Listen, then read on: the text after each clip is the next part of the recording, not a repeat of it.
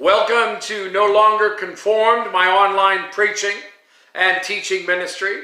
We're studying the book of 1 Corinthians, Serve in Unity. In this session, we'll be looking at 1 Corinthians chapter 10, verses 1 to 13, danger of overconfidence. Many of the Christians in Corinth felt they were strong enough to relate with the pagans, yet not be affected by their practices. Many Christians today also think they can play with the world and not be affected by its ways. Paul used an illustration from the Old Testament of Israel's deliverance from Egypt and later journey through the wilderness. He used it to teach Christians the danger of overconfidence and gave 4 instructions from this session's text. First, continually review the blessings of God. Verse 1, moreover, brethren, I do not want you to be unaware that all our fathers were under the cloud, all passed through the sea, all were baptized into Moses in the cloud and in the sea, all ate the same spiritual food, and all drank the same spiritual drink, for they drank of that spiritual rock that followed them, and that rock was Christ.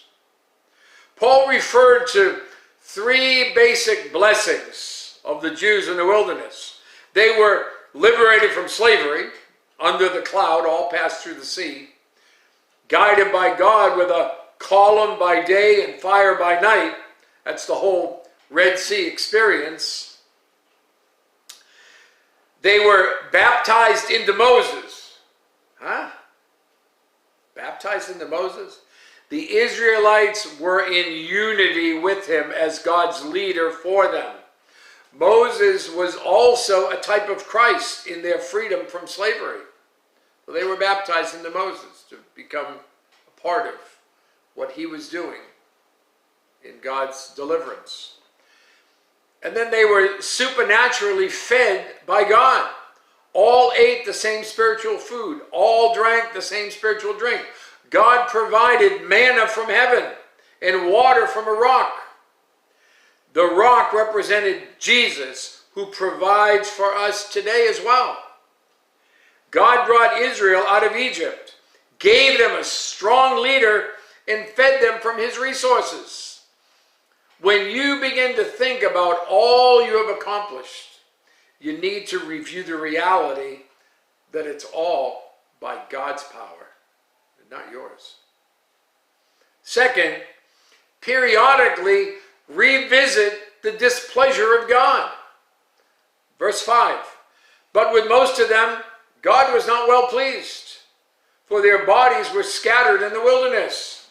Now these things became our examples to the intent that we should not lust after evil things as they also lusted, and do not become idolaters as some of them. As it is written, the people sat down to eat and drink and rose up to play.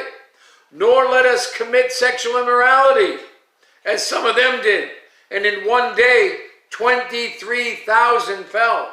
Nor let us tempt Christ, as some of them also tempted and were destroyed by serpents. Nor complain, as some of them also complained and were destroyed by the destroyer. Periodically, we need to examine just what it is that displeases God. But with most of them, God was not well pleased. Even though the Israelites experienced God's blessing, they rebelled and were displeasing to him in their sin.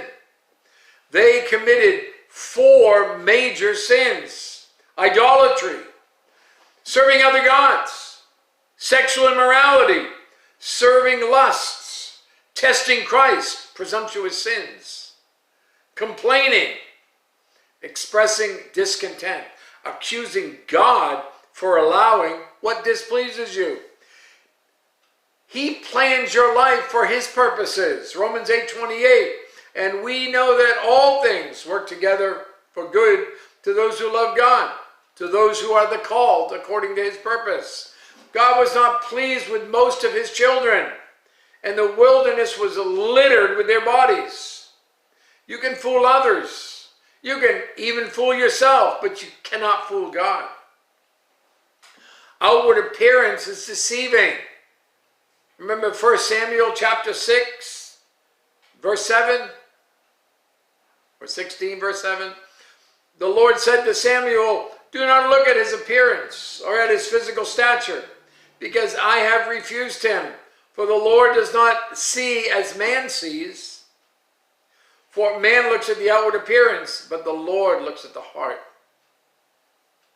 And then third, consistently heed the warnings of God. Verses 11 and 12. Now all these things happened to them as examples, and they were written for our admonition, upon whom the ends of the ages has come.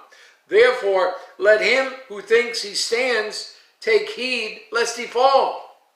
3 times Paul gave a warning. Look at again, verses 1, verse 6, verse 11. I do not want you to be unaware. Now these things became our examples. They were written for our admonition. Why was the Old Testament written? We need to avoid mistaking pride for position. We need to learn from the past. The failures of the Israelites warn us that we can fail just as they did. We are commanded to stand firm, but not become overconfident in our standing. And then fourth, daily depend on the faithfulness of God. Look at verse 13. No temptation has overtaken you except such as is common to man. But God is faithful, who will not allow you to be tempted beyond what you are able, but with the temptation will also make the way of escape, that you may be able to bear it. We need to avoid making foolishness. We need to avoid mistaking foolishness for faith. Paul applied what he used from Israel's experiences in the Old Testament. He gave 3 truths. Temptation will come.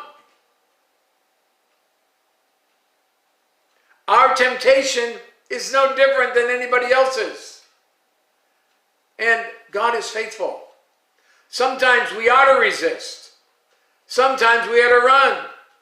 God is faithful in providing an escape. Don't be foolish and just ignore it. Genesis chapter 39. Remember Joseph in Potiphar's house? Genesis 39, verse 7.